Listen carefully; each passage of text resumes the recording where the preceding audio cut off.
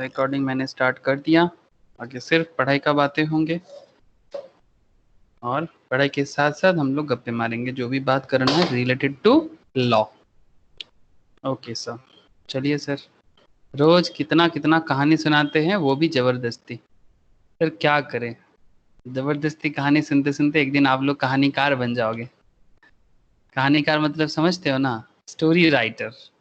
फिर story writer से कोई स्टोरी टेलर बन जाना। किस चीज का कहानी सुनाओगे? कॉमर्स का कहानी। और आज किस चीज का कहानी सुनेंगे? लॉ की कहानी। क्या लॉ? कॉन्ट्रैक्ट का लॉ। कॉन्ट्रैक्ट लॉ का कहानी। उसमें क्या चीज चल रहा है? कंसिडरेशन चल रहा है, कंसिडरेशन की कहानी। ठीक है, कहानी सुनो किस चीज की? कंसिडरेशन की। ओके, कंसिडरेशन की कहानी सुनाओ सर। सुनते सुनते थक जाते हैं, लेकिन फिर भी आप तो जबरदस्ती सुना के ही छोड़ोगे। बचपन में वो नानी दादी से स्टोरी सुनते थे आप लोग? नानी से, दादियों से। मैं तो बहुत सुनता था। अभी भी अगर मन करता है ना, मैं अभी भी मेरा दादी को मैं देखा नहीं, नानी मेरा अभी भी है। मैं उनसे जब भी जाता हूँ उनसे स्टोरी सुनता रहता हूँ, जो भी हो। ये सब फेसबुक व्हाट्सएप में क्या स्टोरी है, ये सब स्टोरी कुछ नहीं है। ओके, स्क्रीन शेयर हुआ है sir? Yes, sir. Okay sir. Okay, sir. Validity of an agreement without consideration. दिखाई दे रहा है? Validity of an agreement without consideration मतलब हम लोग इतना देर से एक बात रोज करते हैं कि कॉन्ट्रैक्ट बनने के लिए, to form a contract, consideration बहुत जरूरी है। बिना कंसिडरेशन का नो कॉन्ट्रैक्ट है। हम लोग पहले भी बात किए हैं, no consideration, no consideration no contract, no consideration no contract.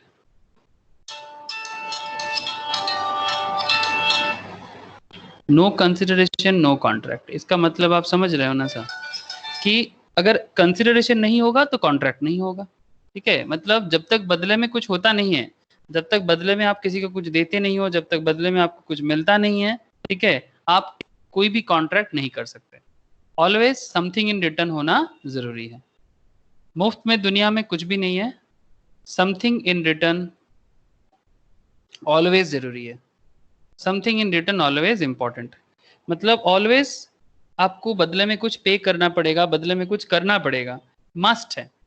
You have to. Free में हम लोग सोचते हैं ना, ये स्पेशली मैं हमारे यहाँ पर स्पेशली इंडिया में बहुत सारा लोगों के अंदर ऐसा कैरेक्टर में देखा हूँ कि ये कोई भी कंट्री, नॉट ओनली इंडिया, कोई भी कंट्री डेवलप क्यों नहीं होता जानते हो?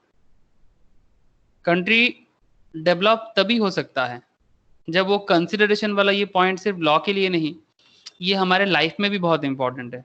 क्योंकि अगर कोई भी कंट्री हो या कि कोई भी पर्सन, उसका डेवलपमेंट डिपेंड करता है समथिंग इन रिटर्न पे। चाहे something in return for the parents हो, something in return for the friends हो, something in return for the teachers हो, मतलब आपको बदले में कुछ करना पड़ेगा, सबको सबके लिए करना पड़ता है। ठीक है, तो ये समथिंग इन रिटर्न छोड़ के कॉन्ट्रैक्ट बन ही नहीं सकता, चाहे वो सोशल लेवल में बात हो या फिर बिजनेस लेवल पे। तो जब बात बिजनेस का आता है, तो हम लोग नॉर्मली बिजनेस में मेनली कंसिडरेशन मतलब सिंपल समझते हैं। बिजनेस कॉन्ट्रैक्ट में हम लोगों का मेन जो टॉपिक है वो क्या है? Indian contract act. Indian contract act 1872। As पर इंडियन कॉन्ट्रैक्ट एक्ट 1872, इसके अनुसार बिजनेस जो कॉन्ट्रैक्ट होता है ये समथिंग इन रिटर्न तभी होता है। सपोज एक सिंपल कॉन्सेप्ट है, अगर आप किसी को बोलते हो कि भाई मेरा एक घर है, ठीक है, you have a house, you want to sell, house for sale. आप घर को सेल पे लगाए हो, ठीक है, आप घर को बेचना चाहते हो, हाउस फॉर सेल। जैसे आप घर को बेचने के लिए सपोज आपने दाम लगाया 50 लाख। अब बदले में कोई आके आपसे वो घर लिया, ठीक है, सपोज आपका ये हाउस है, this is you are the, आप हो ये, ठीक है, आप घर बेचने के लिए रेडी हो, नाच रहे हो, देख रहे हो, नाच रहे हो, घर बेचना है आपको क्योंकि आपको 50 लाख मिलेगा। और इधर दूसरा बंदा है, ये भी नाच रहा है। हमारे नाचने के मतलब डांस करने का बहुत रीजन है, ठीक है, ये तो भंगड़ा कर रहा है, देखो ऐसा भंगड़ा आप लोगों ने पहले कभी नहीं देखे होंगे। ठीक है, ये देखो, ये भी नाच रहा है, ये भी नाच रहा है। इसका तो मतलब बाल का अलग ही एक नेचर बन गया।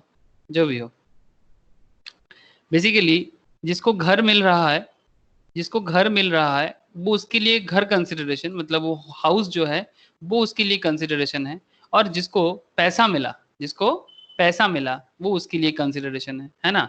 मतलब ये ए है, ठीक है, और ये बी है। ए का कंसिडरेशन क्या, ए का कंसिडरेशन इज 50 लाख, 50 लाख इसका कंसिडरेशन। ये भगवान कौन आ रहा है इतना।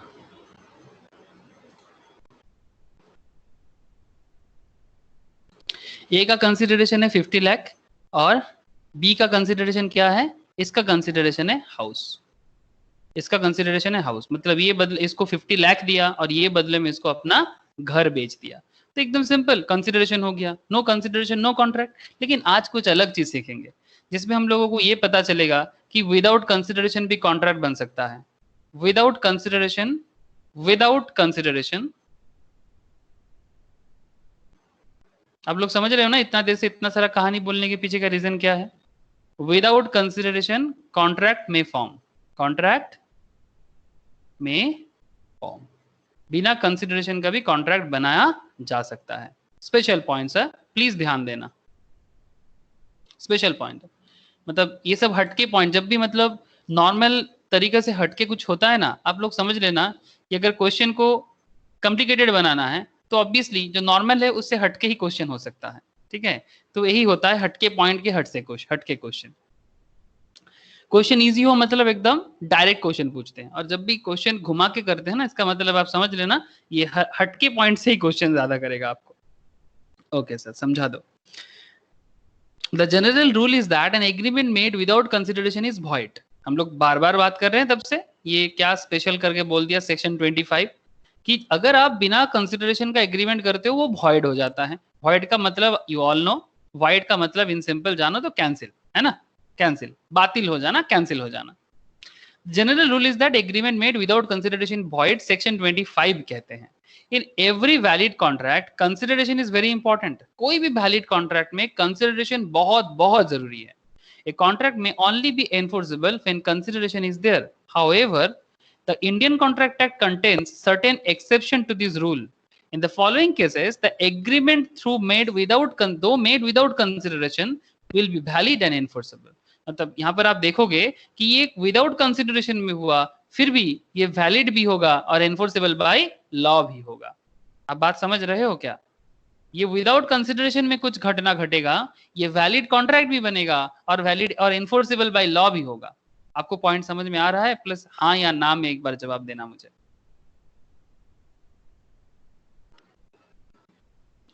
यस और no.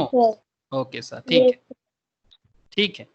Natural love and affection, natural love and affection ये बहुत ही मतलब क्लोज रिलेशंस के बीच में होते हैं। Conditions to be fulfilled under section 25 subsection 1, it must be made out of natural love and affection between the parties. मतलब इनके प्यार के बीच में सिर्फ नेचर है और कोई नहीं, ठीक है, that's why natural love. Parties must stand in near relationship to each other, बहुत ही क्लोज रिलेशंस में होना चाहिए, एकदम इंटीमेटेड रिलेशन आप बोल सकते हो, मतलब जैसे बच्चों के साथ माँ बाप का होता है, ठीक है, ऐसा relation. It must be in writing, it must be in writing, contract writing में होगा, no problem is there. It must also be registered under the law, इसको आप लॉ में रजिस्टर भी कर सकते हो, but without consideration. A written and registered agreement based on natural love and affection between the parties standing in near relation, for example husband and wife, to each other is enforceable even without considerations. यहाँ पर husband wife का example दिए हैं आप, mother and child, mother and son, mother and daughter, ठीक है, same to same आप mother के जगह फादर लगा दो, नो प्रॉब्लम। फादर के साथ सन का, फादर के साथ डॉटर का, इस तरह का रिलेशनशिप होना चाहिए, ठीक है। तो फादर मदर, फादर सन, फादर डॉटर, हस्बैंड वाइफ, ऐसा रिलेशनशिप जब भी होता है ना, उसमें कंसिडरेशन इंपॉर्टेंट नहीं है, लेकिन हाँ आप कॉन्ट्रैक्ट रजिस्टर कर सकते हो। ये कोई भी मतलब एग्रीमेंट को आप रजिस्टर्ड कर सकते हो और वो बन सकता है। जैसे यहाँ पर एक एग्जाम्पल है, सर बताओ, सर एग्जाम्पल बताओ। हस्बैंड ने अपने वाइफ को अपने इनकम से कुछ इनकम देगा, हस्बैंड ने अपने वाइफ को अपने इनकम से कुछ इनकम देगा। ये क्या बात है, अपने इनकम से इनकम देगा। A husband by a registered agreement promise to pay his earnings to his wife. उसका अर्निंग, किसका अर्निंग है? मेहनत करके कौन कमा के लाया? हस्बैंड। मेहनत किसका? हस्बैंड का। क्या इसमें हस्बैंड के मेहनत पे वाइफ का मेहनत नहीं है? Point to be noted. Husband के मेहनत पे, हस्बैंड के हार्डवर्क पे वाइफ का हार्डवर्क नहीं है। लेकिन सवाल है, वाइफ तो कमाने नहीं गया। अरे भाई, घर कौन संभाला? कमा के तुम कहा रास्ते में रहते हो क्या हस्बैंड? ओ हस्बैंड साहब, अब रास्ते में रहते हो क्या? नहीं ना, हस्बैंड रास्ते में नहीं रहता। मैं नॉर्मली बता रहा हूँ, ठीक है। कोई कोई घर में ऐसा भी हो सकता है कि वाइफ कमाते हैं और हाउस हस्बैंड है, no problem is there, modern हो रहा है जमाना। वो एक मूवी भी आया है इसके ऊपर। ये हस्बैंड है और ये वाइफ है।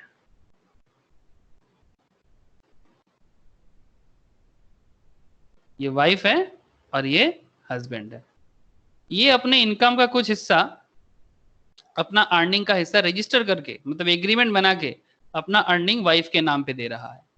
लेकिन बदले में कुछ मांग नहीं रहा है। मतलब वो बोल नहीं सकता कि अगर वाइफ मेरे लिए रेगुलर रेगुलर फूड प्रिपेयर करेगा, मतलब खाना बना के देगा, ठीक है, फूड कुक करेगा, तभी जाके हम आपको अर्निंग देंगे, ऐसा थोड़ी ना बोल सकते हैं। हस्बैंड वाइफ है रे बाबा, हस्बैंड वाइफ है। रिलेशनशिप में हस्बैंड वाइफ वाला कॉन्सेप्ट है। तो ये पेमेंट जरूर देगा, और वाइफ करेगा नहीं करेगा वो तो डिफरेंट वे, बट एक्चुअल में अगर हस्बैंड वाइफ है तो ऑब्वियसली एक दूसरे के लिए करेगा और विदाउट एनी कंसिडरेशन करेगा। ऐसे कहते हैं, एक एक कहावत है, आप लोग सुने होंगे। कहावत ये है कि हर मर्द के, मतलब हर लड़के के सक्सेस के पीछे एक औरत का हाथ होता है। क्या ये डायलॉग आप लोगों ने सुना? हाँ, हर मर्द के सक्सेस के पीछे एक औरत का हाथ होता है। ये जो स्लोगन है, आप लोगों ने सुना ये स्लोगन? এটা ছোটবেলা থেকে শুনে আসছি। Exactly, it's a very famous slogan, ठीक है। और सच में होता है। मतलब जब भी आप देखोगे कि कोई, मतलब चाहे, मतलब इसमें हम एग्जाम्पल भी आपके सामने ले सकते हैं। लाइक आप कोई भी बड़ा नाम सुन लो, सचिन तेंदुलकर ले लो, अमिताभ बच्चन ले लो, ठीक है, या फिर आप मतलब मैं मर्दों का बात कर रहा हूँ अभी। हाँ, सिमिलर वे में आप अगर औरत का भी सक्सेस में देखोगे ना, उसमें भी मर्द का हाथ होते हैं, ठीक है। लेकिन कहावत ये होते हैं कि नॉर्मली कि मतलब लड़कों के सक्सेस के पीछे औरत का हाथ होता है। तो मैं ही बोल रहा हूँ कि सचिन हो, अमिताभ हो, या सौरभ हो, सौरभ गांगुली, जिसका भी आप नाम ले लो फेमस फेमस में, तो सारा का सारा, शाहरुख खान भी ले सकते हो, नो प्रॉब्लम, जिसको जो पसंद है। तो उसके बैक में आप देखना कि एक औरत ऑब्वियसली हमेशा सपोर्ट के साथ खड़ा है, चाहे वो उसका वाइफ हो, चाहे उसका माँ हो, तो ऑलवेज इज देयर, ठीक है। तो इसीलिए कहते हैं कि ये वाला चीज होते हैं। तो बेसिकली आप समझ रहे हो ना कि कंसिडरेशन का जरूरत नहीं है, लेकिन फिर भी अगर आपको लगता है आप इस मैटर को रजिस्टर करके डील करना चाहते हो तो कर लो, नो प्रॉब्लम, ठीक है। कॉन्ट्रैक्ट बना के करो, no problem. Husband by registered agreement promise to pay his earnings to his wife, held the agreement through though without consideration was valid. इसमें कोई कंसिडरेशन नहीं है, वाइफ को अच्छा अच्छा खाना बना के देना पड़ेगा तभी जाके हस्बैंड उसको पेमेंट करे, मतलब अपना इनकम का पार्ट हिस्सा देगा, ऐसा बात नहीं है, ठीक है। तो विदाउट कंसिडरेशन बात बन सकता है, क्योंकि ये नेचुरल लव है, नेचुरल लव। तो लव नेचुरल होगा तो इसमें लॉ भी बोलते हैं नहीं भाई, इतना प्योर रिलेशनशिप में आप ना जबरदस्ती कंसिडरेशन को मत लाओ। ओके, समझ में आया ना sir? Natural love and affection, ये आप किसी भी फील्ड में लगा सकते हो। जैसे एक एक एक लड़का, ठीक है, मतलब एक बेटा, एक सन अपने फादर को या मादर को, फादर और मादर को अपने इनकम का हिस्सा देते हैं, ठीक है, अपना अर्निंग का हिस्सा देते हैं, अपना इनकम करके अपना माँ बाबा को देखते हैं, ठीक है। तो देखना देखना ही चाहिए, है ना? देखना ही चाहिए। जब माँ बाबा थोड़ा सा मतलब ओल्ड एज में पहुंचते हैं तो बच्चा लोगों को तो देखना ही पड़ेगा, क्योंकि जब आप छोटे थे तो माँ बाबा ने किया, तो जब आप बड़े हो जाते हो, माँ बाबा थोड़ा ओल्ड में पहुंचते हैं, तो ये एक नेचुरल कॉन्सेप्ट है। तो लेकिन अगर मानो इस कॉन्सेप्ट में आजकल का लड़का लोग कुछ इस टाइप का बिहेव करते हैं, कैसा बिहेव करते हैं जानते हो? क्यों लॉ इतना सारा मैटर लिखते हैं? सपोज ये एक लड़का है, ठीक है, थोड़ा खड़ूस टाइप का लड़का है, ये लड़का लड़की बन गया, हाँ खड़ूस लड़का, जो भी हो, और ये इसका बूढ़ा पापा है, ठीक है, हाथ में एक डंडा लेके चल रहा है, जो भी हो आप समझ गए। तो ये बूढ़ा पापा जो है ये इसको ना इन्होंने ना अपने बच्चों के नाम पे अपना जो फैमिली का जो जमीन जायदाद है ना उसके बारे में अभी तक कुछ बोला नहीं, ठीक है। फैमिली का जो भी मतलब प्रॉपर्टी है उसके बारे में अभी तक कुछ इसने लिख के नहीं दिया इनको, ठीक है। मतलब ये फादर जो है अपने सन के ऊपर ऐसा कुछ नहीं दिया। तो सन जो है ना ये अपने पापा को अपना अर्निंग का हिस्सा या फिर जो भी देख रेख करना है अर्निंग पार्ट दिखा देता नहीं है। क्यों? क्योंकि इसने प्रॉपर्टी नहीं दिया या फिर प्रॉपर्टी के बारे में कुछ बोलता नहीं है। तो बेसिकली कंसिडरेशन मांग रहा है ना। अगर बात ऐसा कंसिडरेशन का हो रहा है ना, मतलब बेटा बोल रहा है कि भाई हम तुमको अर्निंग देंगे अपना, ठीक है, तुमको देखेंगे, लेकिन बदले में तुम मुझे अपना फैमिली प्रॉपर्टी दो। समझ में आ रहा है? मेरा पार्ट का, माई पार्ट, ये अपना पार्ट मांग रहा है, तब जाके हम अपना अर्निंग पार्ट देंगे। तो ये क्या हो रहा है? कंसिडरेशन हो रहा है। इसका मतलब आप एक चीज समझो, इसके बीच में ना ये सन एंड फादर तो है, सिर्फ लॉ वाइज है, इसके अंदर नेचुरल लव नहीं है। लेकिन ये आजकल बहुत दिखता है, आप समझ रहे हो ना, इसके अंदर नेचुरल लव है नहीं। It's very natural in today's world. आप लोग थोड़ा सा आंख कान ओपन रखोगे ना तो आपको दिखाई देगा, ठीक है। आजकल प्यार मोहब्बत ना सब प्रॉपर्टी का खेल खेल हो गया। प्यार मोहब्बत कुछ है नहीं, सिर्फ प्रॉपर्टी का खेल है। पता नहीं कैसे दुनिया बना रहे हैं हम लोग, लेकिन जो भी हो, मतलब जिसमें लॉ खुद बोलते हैं कि नेचुरल लव एंड अफेक्शन में कंसिडरेशन का जरूरत नहीं है, लेकिन नेचुरल लव वाला भी तो कंसिडरेशन मांग रहा है, उसको भी बिजनेस बना के छोड़ा। जो भी हो, आपको समझ में आ रहा है, इतना काफी है। ज्यादा सच्चाई बोलने से अच्छा नहीं लगता, क्योंकि सच्चाई बड़ा कड़वा होता है।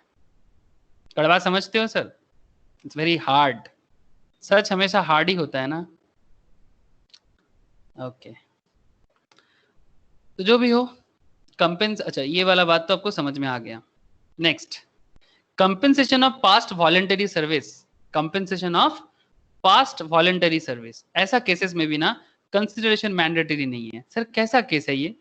Sir, a promise to compensate wholly or in part a person who has already voluntarily done something for the promiser is enforceable under section 25 subsection 2 in order that a promise to pay for the past voluntary service be binding. The following essential factors must exist. पहला, the service should have rendered voluntarily. Service आपको voluntarily देना पड़ेगा। मतलब आप किसी के लिए कोई भी सर्विस अगर वॉलंटरीली करते हो, अब वॉलंटियर वर्ड तो सुने होंगे। वॉलंटियर किसको कहते हैं? वॉलंटियर मतलब जो बिना किसी कंसिडरेशन का कुछ काम करते हैं, उसी को कहते हैं वॉलंटियर। जैसे कि ये वर्ड आप लोग अगर सबसे ज्यादा जो लोग वेस्ट बंगाल से हो, ये कहाँ सुने होंगे जानते हो? दुर्गा पूजा में। बाकी टाइम में कोई कुछ नहीं करता, लेकिन ये दुर्गा पूजा के टाइम पे पंडाल का, मतलब आसपास में अगर कोई वीआईपी पूजा होता है ना, वीआईपी पूजा समझते हो? वीआईपी पूजा लाइक अगर मैं मेरे यहाँ पर आसपास में एक वीआईपी पूजा का नाम बताता हूँ आपको। वीआईपी पूजा मेरे यहाँ पर आसपास में है श्रीभूमि, श्रीभूमि दुर्गा पूजा। तो मतलब टू मच वीआईपी है। इतना वीआईपी का पूजा होने का क्या मतलब, मुझे आज तक समझ में नहीं आया। तो जो भी हो, श्रीभूमि दुर्गा पूजा में मेरे पास जैसा बहुत सारा स्टूडेंट मतलब था सर, कि मतलब ये लोग ना पूजा के टाइम पे हम लोग वॉलंटियर ही करते हैं ना। अच्छा, वॉलंटियर करते मतलब समथिंग इन रिटर्न नहीं होना चाहिए, समथिंग इन रिटर्न नहीं होना चाहिए। लेकिन ये समथिंग इन रिटर्न पाने के लिए ही वॉलंटियरी करते हैं मैक्सिमम केस में, मैंने देखा। नॉर्मल पूजा में मैं अपना मतलब जो ट्रेडिशनल दुर्गा पूजा का बात कर रहा हूँ। एक तरफ वीआईपी पूजा लाइक श्रीभूमि दुर्गा पूजा, अब लोग ध्यान से सुनना, ठीक है, एक पॉइंट टू बी नोटेड है। VIP puja like Sreebhumi puja and a traditional puja in Bengal, जो नॉर्मली आपको विलेज साइड में देखने को मिलेगा। ट्रेडिशनल दुर्गा पूजा जो नॉर्मली बंगाल के विलेज साइड में होते हैं, मतलब पंडाल बनाने का भी उतना पैसा नहीं होता, वो लोग बहुत ही प्यार से वो पूजा को करते हैं, मतलब माँ देवी की आराधना करने के लिए करते हैं। तो वहां पर मतलब बहुत लोगों को ना खाना खिलाया जाते हैं, मतलब फ्री भोग जिसको हम लोग बोलते हैं, ठीक है। पूजा का जो भी भोग होते हैं वो 3 दिन 4 दिन व्यापी, मतलब 3 दिन तक तो होता ही है, सप्तमी अष्टमी नवमी इस तरह से। तो वहां पर ना बहुत सारा लड़का लोग, मतलब जो विलेज का जो बॉयज लोग है, स्पेशली बॉयज गर्ल्स, ठीक है, ये लोग भी ना बहुत काम करते हैं। मैं आपको एक बाइफर्केशन कर रहा हूँ। यहाँ पर ये सब खाना वाना तो उतना मतलब मेन फैक्ट नहीं है। यहाँ पर वॉलंटियर में ना पास मिलता है, पास में भी कैसा पास, वीआईपी पास। 2 लाइन होते हैं, आप लोगों ने देखा होगा, ठीक है। कोलकाता में दुर्गा पूजा का जो पैंडल हॉपिंग होता है, पैंडल हॉपिंग में 2-2 लाइन बनता है, 1 line for VIP, 1 line for आम आदमी। हे भगवान, दुर्गा भगवान की भी वीआईपी का अलग दुर्गा भगवान और आम आदमी का अलग दुर्गा भगवान, पता नहीं, ऐसा होना नहीं चाहिए। जो भी हो, ये जो लोग वॉलंटियर बनता है ना, इनको कंसिडरेशन में क्या चाहिए जानते हो? ये काम तो करेगा नहीं, लेकिन हाँ सारा दिन बैठा रहेगा, थोड़ा अड्डाबाजी मारेगा, और ये वीआईपी पास लोगों को डिस्ट्रीब्यूट करेगा, और स्पेशली अपने फ्रेंड्स को डिस्ट्रीब्यूट करके ना अपना क्रेडिट बढ़ाता है। जो भी हो, ये वॉलंटियर के लिए ऐसे ही नहीं करता, समथिंग इन रिटर्न के लिए करते हैं। कम से कम उसका कोई फ्रेंड होगा के बोले हाँ भाई तेरा तो बात ही कुछ और है, तू श्रीभूमि पूजा का कोई खास बंदा है। जो भी हो, आप मेरा पॉइंट समझ रहे हो, इतना काफी है। क्या मैं रॉन्ग हूं? Am I wrong? आपको क्या लगता है? হ্যালো? 100% কারেক্ট। এটার সাথে আমি খুব ইনভলভড, এই জন্য আমি নিজেই পার্সোনালি জানি। ওকে রনক, আমার কাছে দুর্গাপূজা সব প্যান্ডেলেরই মোটামুটি পাস থাকে। ओके जो भी हो, तो मैं किसी को क्रिटिसाइज नहीं करना चाहता, मैं बस आपको कंसिडरेशन बताना चाहता हूँ। না, ইন জেনারেল বলছি। ठीक है, I don't want to criticise anyone, ठीक है। बस मैं आपको एक चीज बताना चाहता हूँ कि वॉलंटियर का मतलब क्या होता है, और रियलिटी में आजकल वॉलंटियरिंग होता क्या है, ठीक है। This is the real volunteering, ठीक है। गांव साइड में मतलब क्या बोलते हैं, वेस्ट में गमछा बांध के ना सबको ना खाना परोसा जाता है, it's truly Indian volunteering. But ये जो वॉलंटियरिंग यहाँ होता है, it's not a true volunteering. मुझे जितना मतलब रियलाइजेशन हुआ, मैं उतना ही आपको बता रहा हूँ। थोड़ा बहुत काम करता है कोई कोई है, ऐसा नहीं, सब खराब नहीं है, ठीक है। बट मैं मैक्सिमम का बात कर रहा हूँ कि मतलब ऐसा है बहुत सारा लोग, उसको सिर्फ पास डिस्ट्रीब्यूट करके अपना क्रेडिट लेना है, उसका गर्लफ्रेंड को लाना है, इसके गर्लफ्रेंड को लाना है। दिस इज अ वॉलंटियरिंग, मतलब they always return something in return. जो भी हो, बट इन्हीं के कारण पूजा भी अच्छा लगता है, that's a different issue. But आपको पता चल गया ना कि समथिंग इन रिटर्न क्या होना चाहिए, और consideration for past voluntary service क्या होना चाहिए, ठीक है। और भी एक पहलू आपको बताता हूँ, आप ध्यान से सुनना। कोई भी चीज ऐसे ऐसे नहीं हो रहा है आजकल, तभी लॉ इतना सुपर फास्ट मैटर को बताते हैं। तो यहाँ पर एक कॉन्सेप्ट है, ये प्रॉमिस टू कंपनसेट होली और in part a person who has already voluntarily done something for the promiser is enforceable under section 25(2). Order that promise to pay the past voluntary service is being binding, the following essential factor must exist. First, the service should have been rendered voluntarily. Obviously, आपको अपने इच्छा से ही voluntary करके आपने काम किया। The service must have been rendered for the promiser, ठीक है। मतलब जिसको आपने प्रॉमिस किया था, ठीक है, जिसको आपने प्रॉमिस किया था, अब उसी की इच्छा से आपने सर्विस दिया। The promiser must be in existence at the time when service were rendered, ठीक है। मतलब प्रॉमिसर जो है, मतलब जिसको आपने प्रॉमिस किया था, वो ऑब्वियसली उस टाइम पे एग्जिस्ट होना चाहिए, and the promisor must have intended to compensate the promise, और वो कभी वो प्रॉमिस को कंपेंसेट भी करता है कि हाँ भाई, जैसे यहाँ पर एक एग्जांपल देखो, पी फाइंड्स आर पार्ट्स, ठीक है, पी आर का पर्स को देखा, ठीक है, and gives it to him, देखा ही नहीं, उसको लिया और वो पी ने आर को दिया। बदले में आर ने बोला कि टू गिव ₹10,000, ठीक है। तो पी ने, यहाँ पर पॉइंट देखना, पी ने आर को जो उसका पर्स रिटर्न किया, हेलो, पी ने उसका पर्स आर को रिटर्न किया, तो बदले में आर ने बोला ठीक है तू मेरा पर्स रिटर्न कर रहा है, बदले में मैं तुझे 10,000 दूंगा। ये पी ने मांगा नहीं इससे, आर अपने इच्छा से दे रहा है। आपको समझ में आ रहा है? आर इन ओन मोशंस वो 10,000 पी को दे रहा है खुशी से। हो सकता है इसके पर्स में 1 लाख था, लेकिन ये इसको 10,000 खुशी से दे रहा है। ये वॉलंटरी है। पी ने ये काम जो किया था ना, इसका पर्स फाइंड आउट करने का काम, ये वॉलंटरीली किया था, ठीक है। तो अगर ऐसा केसेस में कंसिडरेशन होना जरूरी नहीं है। अगर आर पी को 10,000 भी ना देता तो भी वो कुछ नहीं बोल सकता, लेकिन अगर ये 10,000 दे रहा है ना, तो इसको कंसिडरेशन नहीं माना जाएगा। आप पॉइंट को समझ रहे हो? अगर एक नजर से देखो तो दोनों चीज हो रहा है। फर्स्ट, ये पर्स है मानो, पॉइंट समझना, ट्रिकी पॉइंट लिटिल बिट।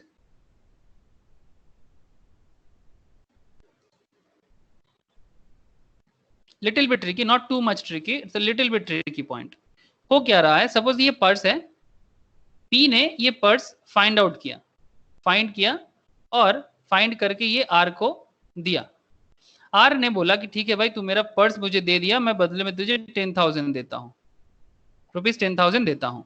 ये पी ने आर को दे दिया पर्स, ठीक है। तो आपको ऐसा नहीं लग रहा है कि भाई हाँ, आर के लिए कंसिडरेशन क्या है, उसका पर्स, ये आर का कंसिडरेशन है, और पी का कंसिडरेशन क्या है, 10,000 रुपीज। आपको ऐसे ही लग रहा है ना कि आर का कंसिडरेशन उसका पार्ट्स है और पी का कंसिडरेशन बदले में 10,000 है। लेकिन यहां पर सवाल यह है कि पी ने जो ये काम किया था ना, ये एग्रीमेंट के थ्रू से नहीं किया था, वॉलंटरीली किया था, ये वॉलंटरी सर्विस था,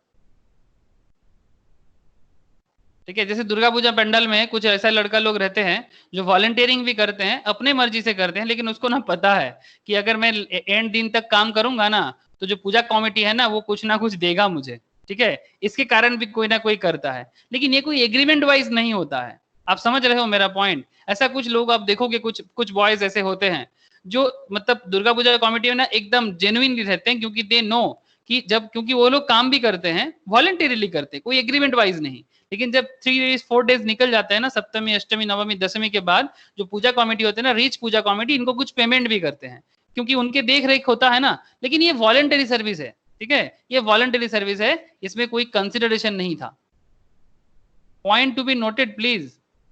देख के लग रहा है कि कंसिडरेशन हो रहा है, लेकिन ये एक्चुअल में वॉलंटरी सर्विस है। इसमें अगर किसी को कुछ पेमेंट मिलता भी है ना, वो उसको कंसिडरेशन नहीं माना जाएगा। प्लीज बताना, ये पास्ट सर्विस जो है समझ में आ रहा है? प्लीज बताना प्लीज। हाँ सर। Okay sir. कौन बार बार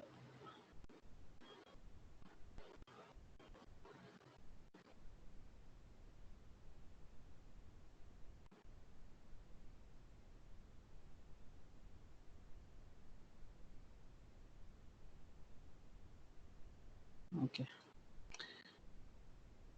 तो ये वाला पॉइंट अगर समझ में आया तो हम नेक्स्ट पॉइंट में मूव ऑन कर सकते हैं। हाँ सर, करो ना, प्लीज करो।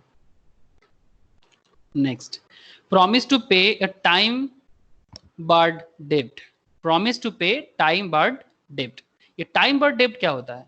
ठीक है, सिंपल है, टाइम बार्ड डेब्ट बहुत सिंपल है। आप लोग अकाउंट्स में ये पॉइंट बहुत सुने होंगे, अकाउंट्स में ये चीज सुने होंगे, टाइम बार्ड डेब्ट। अगर नहीं सुने हो तो कोई बात नहीं, लॉ में सुन लो।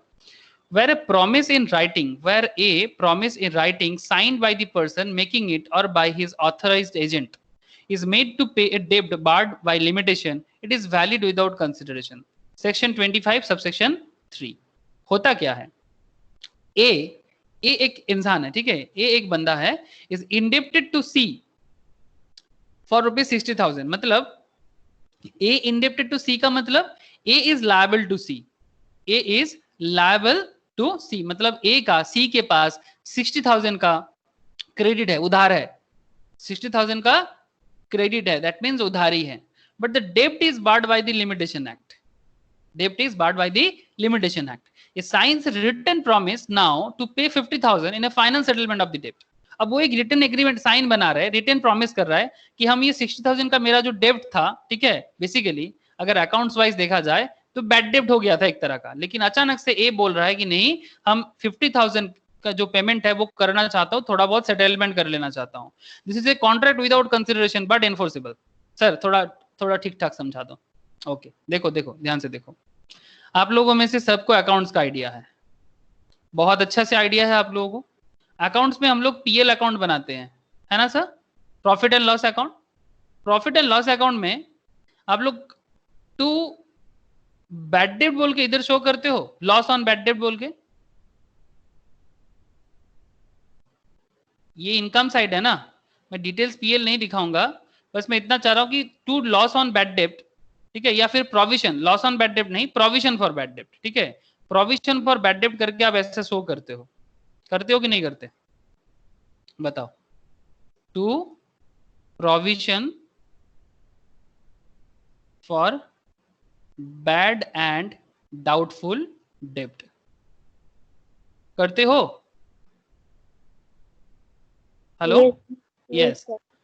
इसका एक दूसरा इफेक्ट भी होता है बैलेंस शीट में। जब आप बैलेंस शीट करते हो, बैलेंस शीट में आपका जो डेटर है, ना, ये डेटर अगर ये अभी प्रोविजन मेंटेन किया आपने, जैसे हमारी एग्जांपल में आपको आपका 60,000 का था, मतलब किसी को आपने कुछ सेल किया था, जैसे यहाँ पर ए ने सी के प्रति लायबल हो गया था, है ना, 60,000 का। A is liable to C, A is liable to C. इसका मतलब क्या है, सी ने ए को कुछ प्रोडक्ट सेल किया था, लेकिन बाद में सी अपना अकाउंट में प्रोविजन फॉर बैड डेब्ट करके 60,000 शो किया था, और यहाँ पर डेटर को 60,000 से कम करना का सोच रहा था, लेकिन किया नहीं था। लेकिन अब जब बाद में पता चला कि, और टाइम बार्ड था, मतलब शायद 3 मंथ्स के अंदर पेमेंट कर देना चाहिए था, payment should be with in 3 months, क्योंकि टाइम बार्ड है, जैसे कि बिल्स ऑफ एक्सचेंज में होता है ना, लायबिलिटी टाइम पे करना चाहिए, नहीं तो बैंक चार्जेस वगैरह हो जाता है, और according to that accounting entry भी होना चाहिए। जो लोग बिल्स ऑफ एक्सचेंज किए हो उनको पता होगा कि बिल्स ऑफ एक्सचेंज में ऐसे होते हैं, अगर नहीं किए हो डोंट वरी, आगे आगे ये सब क्लास में चर्चा होगा, ठीक है। तो 3 मंथ्स का जो टाइम बार्ड था, मतलब लिमिटेशन एक्ट के हिसाब से अगर इस टाइम के अंदर पेमेंट नहीं हुआ तो उसको बैड डेब्ट माना जाएगा। लेकिन आफ्टर दैट ये जो ए था, ए ने सी को बोल रहा है कि भाई 60,000 नहीं दे पाएंगे, लेकिन हम ना 50,000 से मैटर को सेटल करना चाहते हैं, I want to settle it through 50,000। मतलब 10,000 का घाटा सी को लगेगा, लेकिन भाई 50,000 मिल रहा है ना। एक्चुअली ए का कुछ प्रॉब्लम चल रहा था, लेकिन उसने देखा कि भाई रिलेशन खराब हो रहा है, रिलेशन पे इफेक्ट आ रहा है। बिजनेस रिलेशन खराब एक बार होता है ना, वो दोबारा नहीं जोड़ा सकता। बिजनेस या प्रोफेशनल रिलेशन पे आप लोग एक चीज हमेशा ध्यान रखना, प्रोफेशनल रिलेशनशिप कभी भी किसी के साथ खराब मत करना। क्यों जानते हो, आगे कभी भी ना मौका नहीं मिलेगा आपको, कभी भी मौका नहीं मिलेगा, क्योंकि एक बार अगर किसी का धोखा वाला रूप किसी को दिख गया ना, धोखा मतलब समझते हो ना, चीटिंग, लॉ पढ़ रहे हैं आपको समझना चाहिए। अगर कोई किसी को एक बार चीट करता है ना, और फिर दोबारा बोलता है कि नहीं मैं आगे से ऐसा धोखा किसी को नहीं करूंगा, तो अगला जो है ना वो कभी आप पे बिलीव नहीं करेगा, क्योंकि उनको ना डर लग जाता है। अगर फिर भी कोई करता है इसका मतलब वो तो ये तो बेवकूफ है, ठीक है। इसका मतलब बिजनेस में हमेशा प्रोफेशनल रिलेशनशिप, ऐसे पर्सनल में तो करना ही नहीं चाहिए, लेकिन छोड़ो पर्सनल मैटर में क्यों खींचना है यहाँ पर, लेकिन प्रोफेशनल रिलेशन कभी खराब नहीं करना चाहिए। तो यहाँ पर ए जो है ना, इसको इसी का डर लग गया था कि ठीक है एज पर लॉ कुछ भी हो हमें फर्क नहीं पड़ता, 60,000 का बाकी था मेरा सी के पास, मैं अगर 50,000 इनको देता हूं ना तो थोड़ा बहुत मेरा इज्जत, थोड़ा बहुत मेरा जो प्रेस्टिजियस वैल्यू है वो थोड़ा सामने आ जाएगा। इसीलिए वो सोचा कि मैं 50,000 दे देता हूं, जो एज पर लॉ तो कंसिडरेशन नहीं है, क्योंकि कंसिडरेशन एज पर लॉ कंसिडरेशन कितने का था, 60 का था। कंसिडरेशन एज पर लॉ 60,000, और वो भी टाइम निकल गया, टाइम लैप्स हो गया, टाइम लैप्स। बाद में ए सी को क्या बोल रहा है कि ठीक है 50,000 रखो ना प्लीज।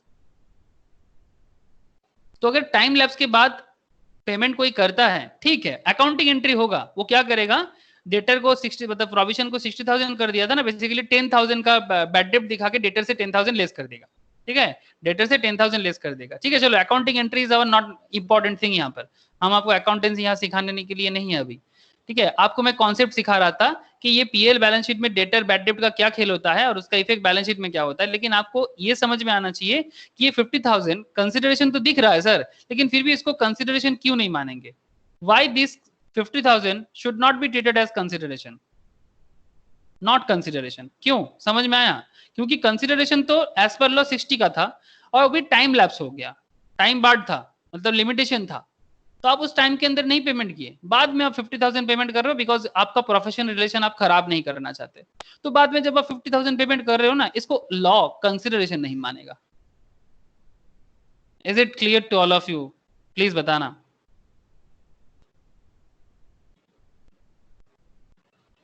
हाँ sir, yes sir. Okay sir, ठीक है। तो ये था promise to pay time barred डेब्ट, वेरी इंपॉर्टेंट पॉइंट था, ठीक है। लॉ हम लोगों को ना बहुत कुछ सिखाते हैं, बहुत कुछ, मतलब लॉ इतना इंपॉर्टेंट है हमारे लाइफ में, क्योंकि जब हम लोग प्रोफेशनल बन रहे हैं ना, तो प्रोफेशनल बनने के बाद ना आपके सामने ये सब मैटर ना बहुत इंपॉर्टेंट रखेगा। आप कोर्ट में जाके जब केस लड़ोगे ना, ठीक है, आप जब कोर्ट में जाके, कंपनीज कोर्ट होते हैं, ठीक है, कंपनी कोर्ट होते हैं, बिजनेस लॉयर होते हैं, तो आप जब कोर्ट में जाके केस को मतलब डील करोगे ना, आपका ये सब नॉलेज अगर प्रॉपर लेवल में रहेगा ना, तो जाके ना आप केस को समझ पाओगे, इसको सीख पाओगे। बहुत लोग ऐसे हैं, मतलब कुछ स्टूडेंट्स में ऐसे देखता हूँ जिनको लगता है कि उनको लगता है कि ये फाउंडेशन या इंटर लेवल में, फाउंडेशन और इंटर लेवल में, जैसे सीएमए में ये सब चीज इंटर लेवल में पढ़ा जाता है, फाउंडेशन और इंटर लेवल में ये सब पढ़ने के बाद हे भगवान मेरे को तो मतलब वक्स मिला कि भाई मेरे को छुटकारा मिल गया, आगे लॉ नहीं पढ़ना पड़ेगा। कोई कोई ऐसा होता है कि अगर उसको 2-3 बार कोई चीज 1-2 बार पढ़ना ज्यादा पड़ गया ना, तो उसको लगता है कि मेरा तो जिंदगी बेकार हो गया। मतलब ये स्टूडेंट का पर्सपेक्टिव बता रहा हूं मैं, ठीक है, स्टूडेंट का मतलब परसेप्शन है, ठीक है, वो ऐसा सोचता है। लेकिन उससे बड़ा मतलब गधा दुनिया में नहीं है। क्यों जानते हो? जब आप सीए बनने के लिए आते हो, सीएस बनने के लिए आते हो, या कॉस्ट अकाउंटेंट बनने के लिए आते हो ना, आपको एक ही चीज ना 10 बार पढ़ना पड़ता है। क्यों जानते हो? बिकॉज आप प्रैक्टिस करते हो। डॉक्टर को देखे हो कभी? डॉक्टर जो प्रैक्टिस नहीं करता वो डॉक्टर नहीं कहला सकता। क्यों जानते हो? हाँ, मैं आपको एक इंसान का नाम बताता हूँ, आप नाम सुन रहे हैं? बहुत फेमस सिंगर है लेकिन डॉक्टर है, कोई जानते हो उसका नाम क्या है?